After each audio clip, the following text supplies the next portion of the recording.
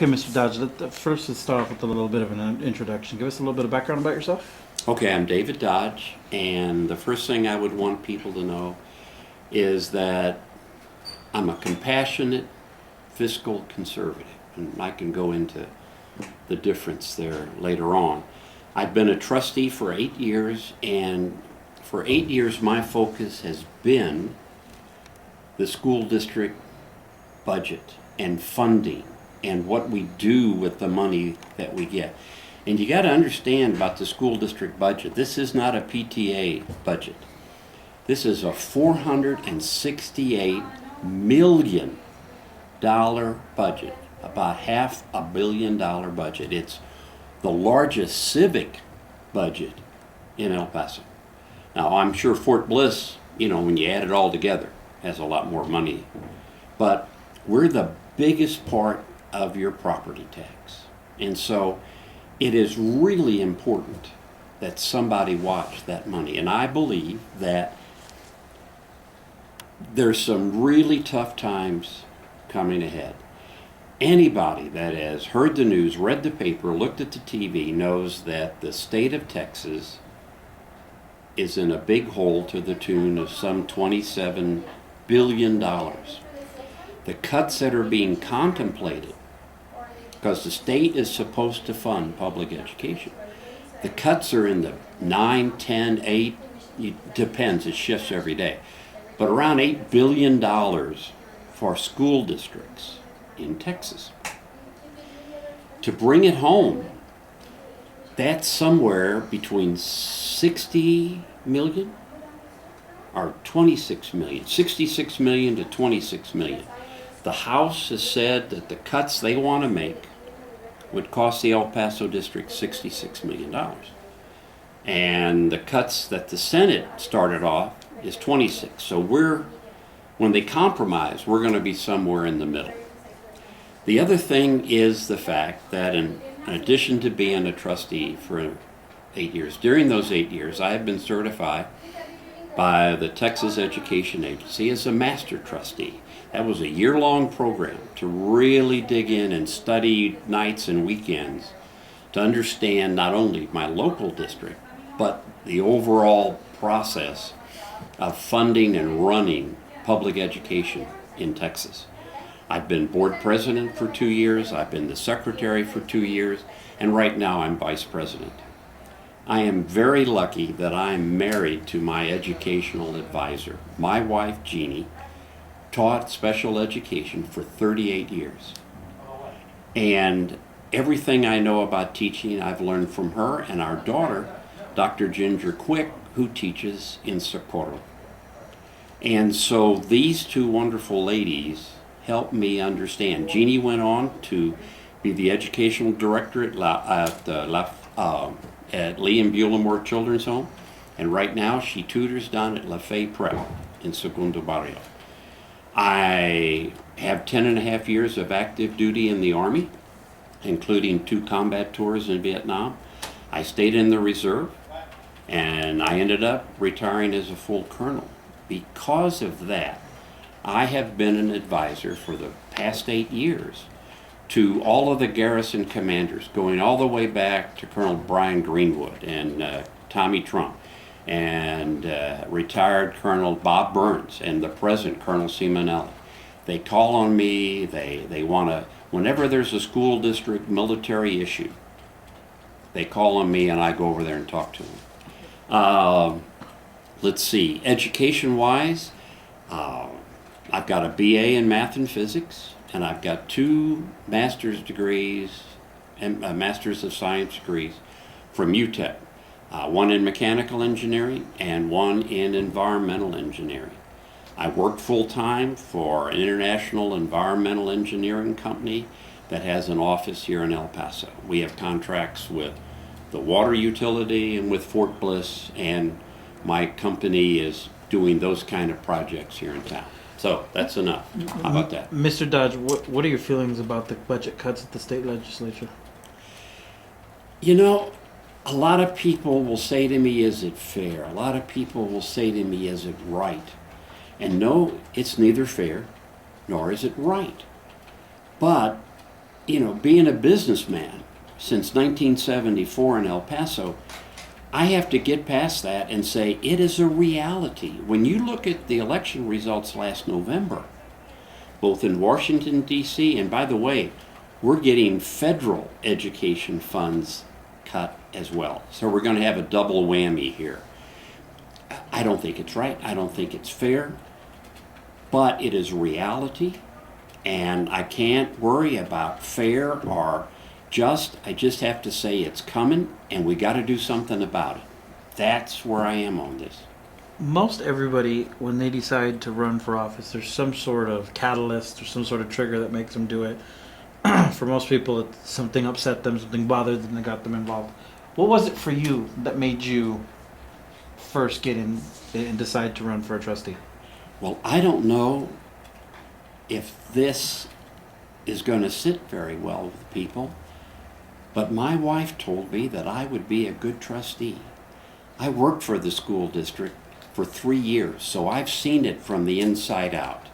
I know how it really works. And then when I got my master's in environmental and got away from the school district and started working, back in the environmental field, she said, you would make a good trustee, and I think you ought to run. And I did. Interesting. Tell me about your experience managing budgets. It's sort of a rhetorical question given the fact that you've been a trustee, but I mean, other than your time managing the EPISD budget, what other budgets have you had? Some people may remember a huge construction company here in town called Robert E. McKee. They built at the university, they built downtown. When I came to El Paso finally full-time in '74, I worked for Robert E. McKee. We had a multi-million-dollar budget. We were doing, when I left, $400 million worth of construction. I had 33 graduate engineers working for me. I had a field force of almost 350 people, and I ran that budget. I was a senior vice president, division manager, and I went on in El Paso working for profit and loss companies. I had to make payroll. I had to buy product. I had to pay my bills. I had to get a line of credit. I've been doing this for years. Okay, so given the fact that we're in a kind of a tight budget situation right now, what cuts are you looking at making? Well, even though I feel that, and I expressed it Tuesday night at the board meeting, there is at least $3 or $4 million more that can be cut from central office. We can't empty out the building. Somebody has to write the checks. Somebody has to keep the records. So what we've got to do is make those hard decisions to say, what is our primary job? And the primary job, the big A, is academics. So it's that classroom teacher with a grade book who stands every day, he or she, in front of a class, teaching those kids, being responsible for their test grades, grading their papers, and the people in that school building that help those teachers, the librarians, the at-risk coordinators, the counselors, a lot of So other if I can cut to the quick Sure. here, what you mean Okay. is primarily you focusing on administration cuts? Well, no. I'll give you, for instance, we are using the coaching model, which has been successful, but that involves 359, possibly 400. I'm having a hard time getting it pinned down, but the 359 academic coaches that I know about cost the district $17,783,000 in change. We have 100 schools, more or less. So we got 3.5 coaches per school, or one coach for every 14 teachers. And in the good days, when we had money, that was great. Our present budget, and I can show you what it is, we're aiming for $21 million in cuts, even though the state of Texas, the best we can possibly get would be about $26 million in cuts. But that's built on borrowing from our savings account to the tune of almost $9 million, and I don't want to do that. But So where do you want to make cuts? I want to see if we need another $10 million, can we get by on less academic coaches? And here's the thing, we're a recognized school district. We have exemplary schools like Schuster, which I voted not to close because it is an exemplary school. And in the good days, when you had money, it would be great to have 3 coaches there. But in these times, are we going to fire the classroom teacher? Or are we going to do more with less? And you hear that all the time from Washington, from Austin, you got to Sure. do more with less. So there's where I would cut first, is now I'm not saying they don't do a good job, but I'm saying can we afford it? Right, but you've got a situation where you used to have like 40 some odd directors and above And they're still and there. there's 70 something now. I mean, is that No, that's exactly right. Now, perhaps education's got more complicated, but there has been growth and there is additional money. Like I said, I know of $3 million right now, and if I could get the data, I could probably propose some more. But Dr. Garcia feels very strongly that he's to the bone. I don't agree with it. We've had these fights. We had them again Tuesday, and we're going to continue. well, I mean, to isn't the superintendent always going to say his staff is as it should be, don't mess with it, I need more, not less? That's exactly right. But the point is, right now, the majority of the board isn't hearing him. Here's what I think is going to happen. We can plan now, which is what I'm saying, for an extra $10 million, $12 million in cuts. Not make those cuts, but say if they come, here's how we're going to handle it. Or we can pass our budget in June and have the legislature not really tell us what things are going to be like till July, and then we're going to panic before school starts. Sure. I don't like doing that. So tell me something about the police department for EPISD. What does it cost to run that? I'd have to look that up. Do you have a ballpark figure?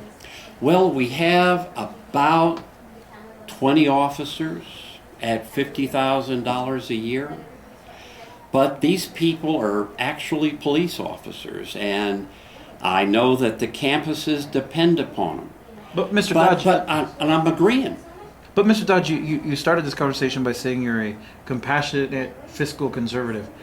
Is it really rooted in fiscal conservatism to pay twice for the same service? No, and I'll tell you something else. Because the taxpayer already pays for law enforcement. That's right, and we've never tried to get along without it, and we may have to. Number 2 is we got city buses that go by every one of our schools.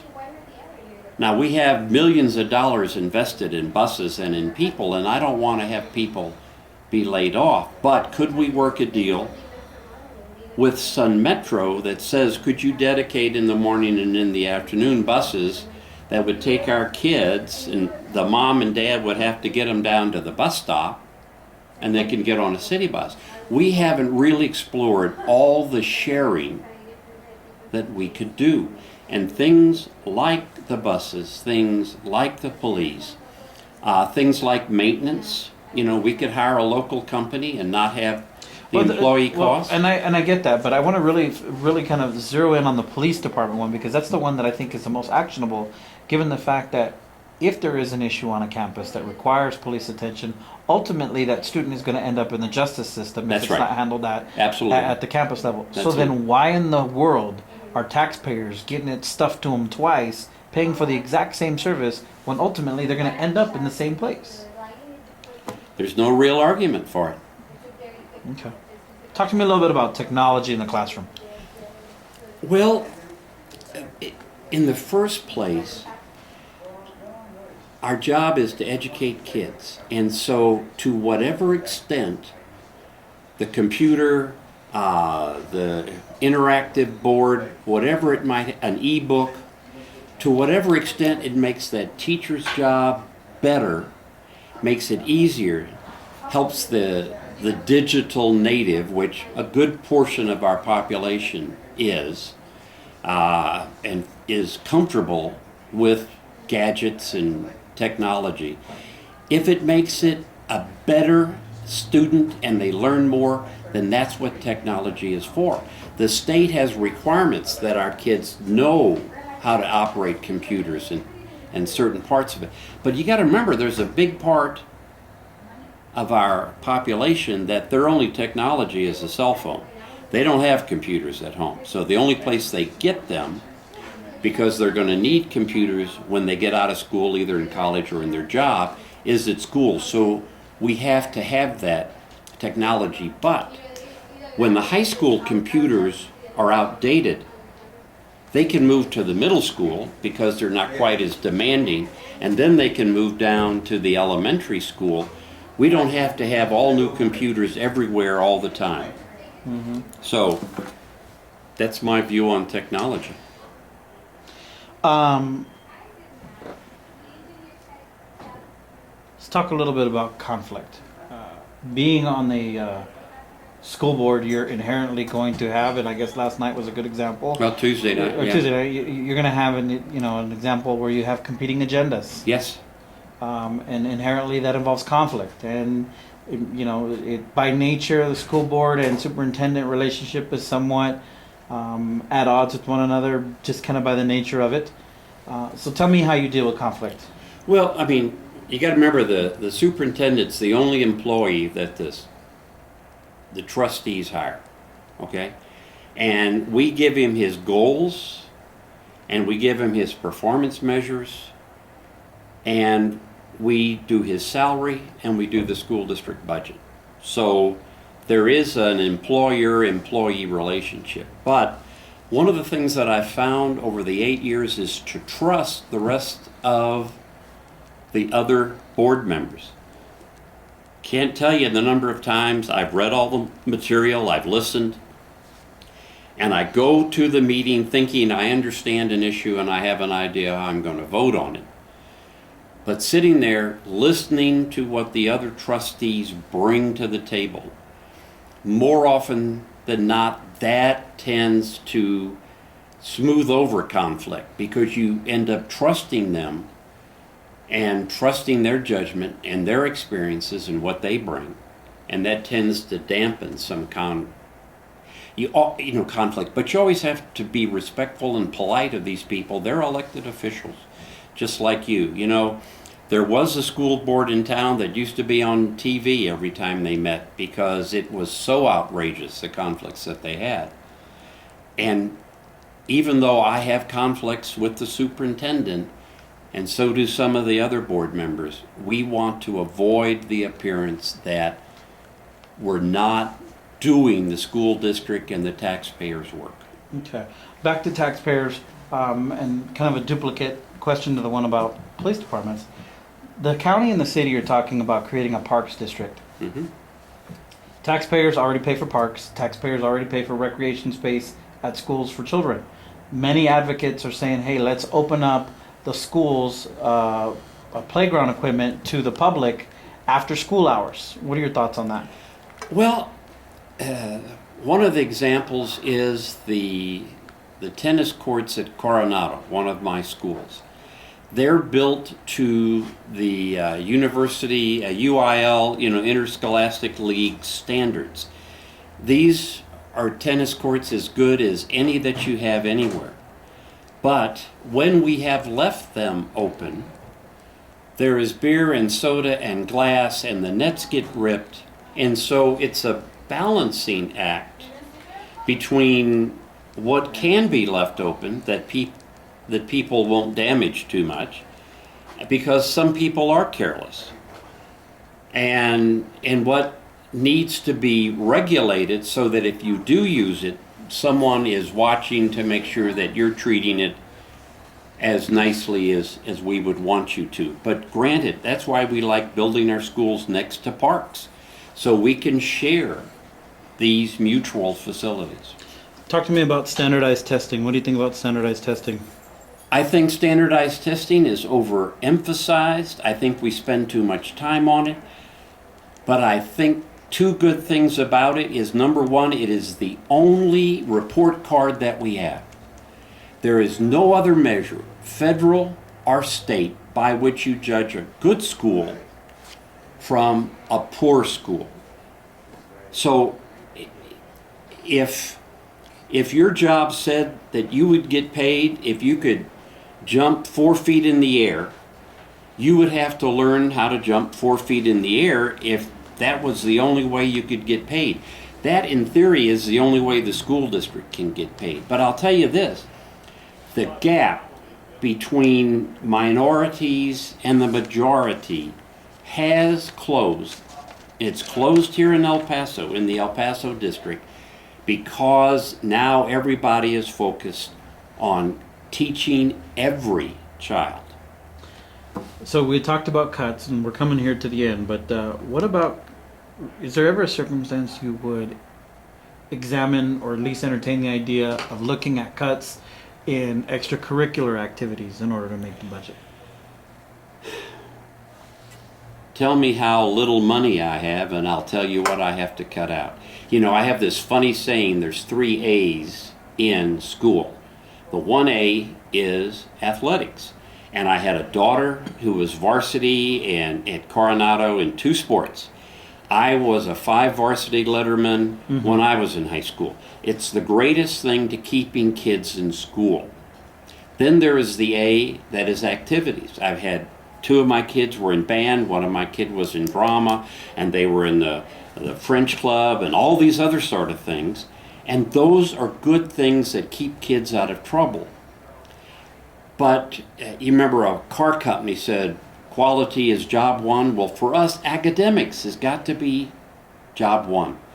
If we don't have enough money to keep the classroom going, then other things, police services, whatever it might happen to be, are going to have to fall to the side, because what people expect out of us more than anything else is to educate their children. And so we have to make those hard choices. Okay, Mr. Dozak, last question. If you're standing in front of a voter who's undecided at this point, and they're getting ready to cast their ballot, what would you tell them? I would tell them this is not time to vote for someone who would have to learn from scratch a complicated, convoluted, multi-formula, multi-source budget. The one big problem this school district and all school districts are going to have, but especially as we're going to have the next 4 years, is money. And I think more than anybody that's running against me, as much as any trustee that's actually sitting right now, I can make those choices. I understand how to make the decisions about money. That's the number one thing I bring. All right, thank you.